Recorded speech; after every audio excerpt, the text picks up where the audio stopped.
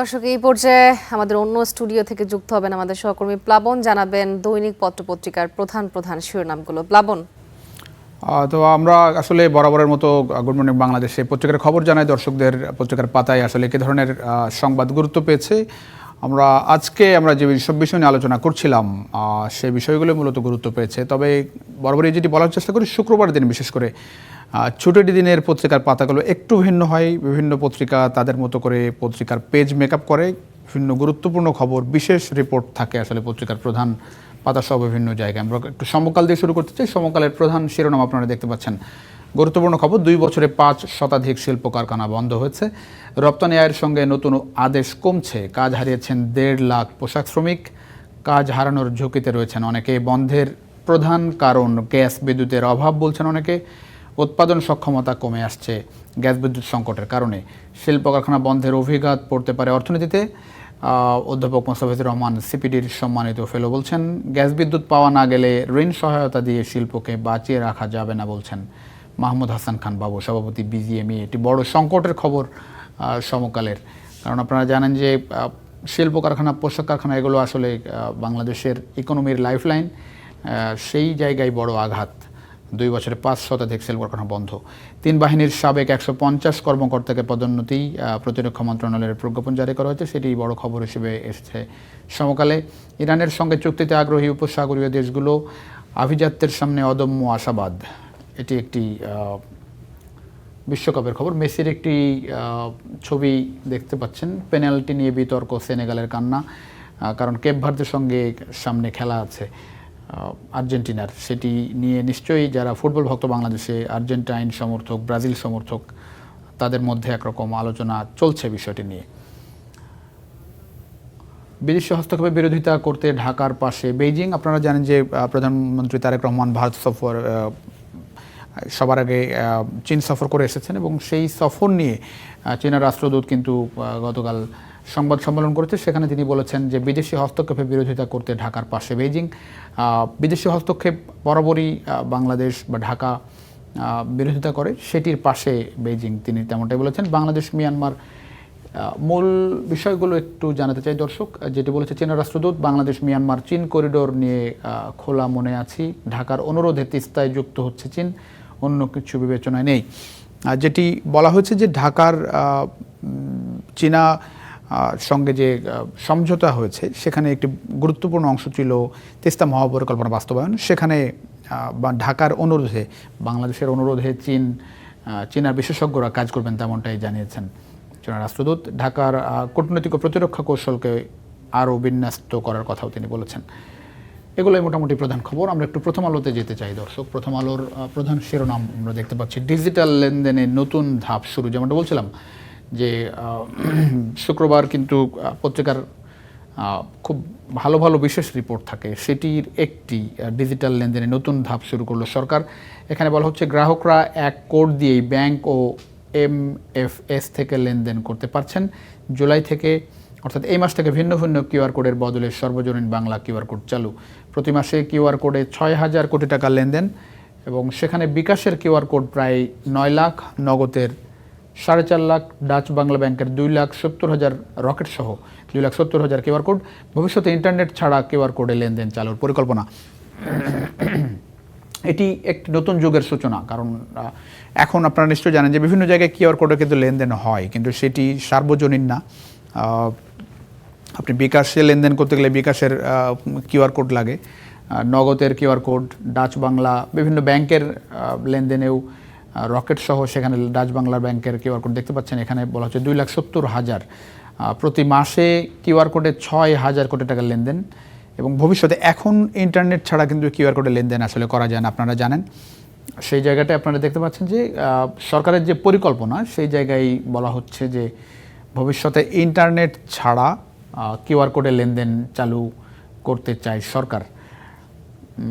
আমরা বিশ্বকাপের খবর দেখতে পাচ্ছেন। মেসির আর্জেন্টিনার সামনে কেপ ভার্দে। এটি যেমনটা বলছিলাম যে এই খেলার দিকে অনেকের নজর, কারণ বাংলাদেশের ভক্ত সমর্থক, বিশেষ করে একেবারে আর্জেন্টিনা আর ব্রাজিলের সমর্থক। সো আর্জেন্টিনা কেপ ভার্দের সাথে খেলায় ব্রাজিলের সমর্থকরা কিন্তু কেপ ভার্দের পক্ষে থাকছে। সো সে খেলার দিকে নজর থাকবে।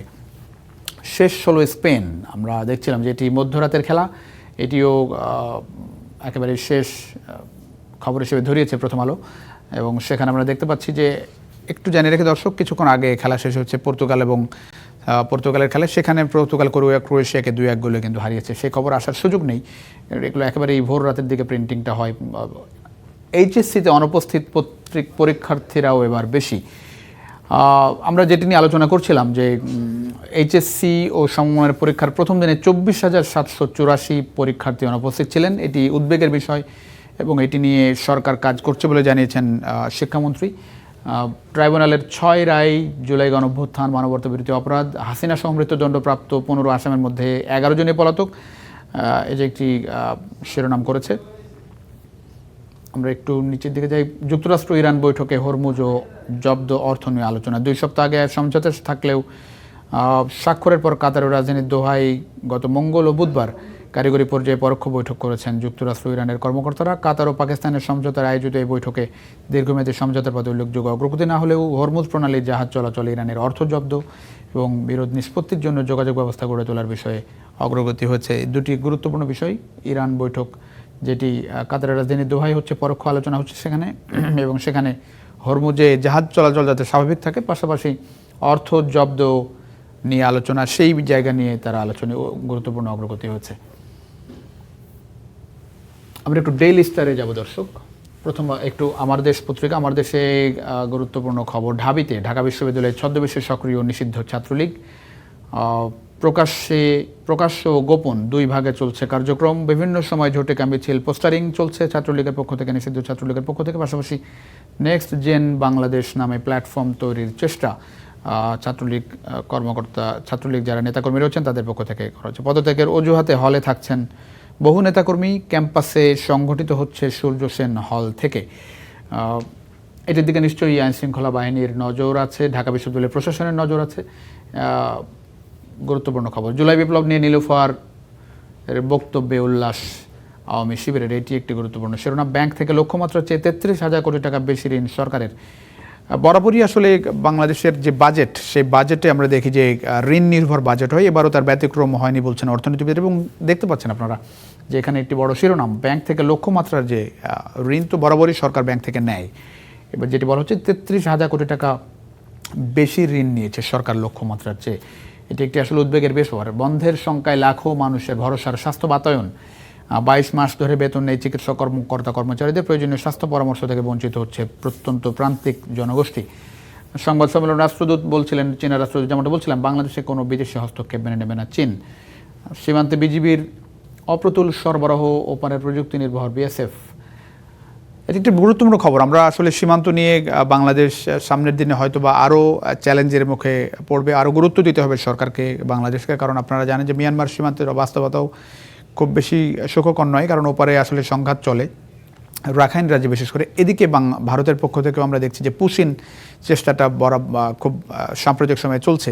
তো সেই জায়গাটাই গুরুত্বপূর্ণ খবর, সীমান্তে বিজিবির অপ্রতুল সরবরাহ, ওপারে প্রযুক্তি নির্ভর বিএসএফ। সো বিজিবিকে আরও বেশি প্রযুক্তি নির্ভর করার একটা তাগিদ এই জায়গাটা আছে। বিজিবির অবকাঠামোগতভাবে ব্যাপক পিছিয়ে, ভাঙা সাইকেল আর কাদা পানিতে টহল অব্যাহত, জনবল কম ও অত্যাধুনিক সরঞ্জামের ঘাটতি।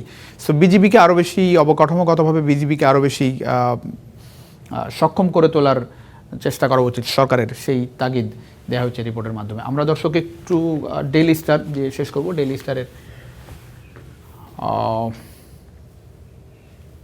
স্টারের অনলাইন পেজটা দেখতে পাচ্ছেন। Late drama as Ronaldo Ramos fire Portugal past Croatia to book last 16 tie with Spain. Spain জিতেছে মধ্যরাতের খেলায়, একেবারে উড়িয়ে দিয়েছে অস্ট্রিয়াকে। পাশাপাশি আপনারা দেখতে পাচ্ছেন যে শেষ মুহূর্তে যে একেবারে 2-1 গোলে জিতেছে পর্তুগাল, এবং তারপরেও কিন্তু একটা গোল করেছিল, কিন্তু সেই গোলটা আসলে ক্রোয়েশিয়া, আনফর্চুনেটলি ক্রোয়েশিয়ার সেই গোল অফসাইড ছিল, যে কারণে ড্র হয়নি মূল পর্বের খেলা। তো সব মিলিয়ে এই ছিল মোটামুটি। তো যে ঘুরে ফিরে আমরা দেখলাম যে বেশ কিছু বিশেষ রিপোর্ট বিভিন্ন পত্রিকা করেছে, প্রথম আলো, সমকাল, আমার দেশ পত্রিকাগুলো বিশেষ রিপোর্ট করেছে। কিউআর কোডের খবর, যেটি বলছিলাম যে QR code, Bangla QR code চালু হয়েছে, সেখানে 6,000 কোটি টাকা লেনদেন কিউআর কোডের মাধ্যমে হয়। পাশাপাশি আমরা দেখলাম যে নিষিদ্ধ ছাত্রলীগের কার্যক্রম নিয়ে একটি রিপোর্ট করেছে আমার দেশ। পাশাপাশি বিশ্বকাপের খবর ঘুরে ফিরে আছে। এইচএসসি পরীক্ষায় যে অনুপস্থিত প্রথম দিনে, সেটিও গুরুত্ব পেয়েছে পত্রিকার পাতায়। তো ঘুরে ফিরে এগুলোই ছিল বিভিন্ন পত্রিকার প্রধান প্রধান খবর। প্লাবন, আপনাকে অসংখ্য ধন্যবাদ। দর্শক, পত্রপত্রিকার প্রধান প্রধান শিরোনামগুলো জানাচ্ছিলেন আমাদের সহকর্মী প্লাবন।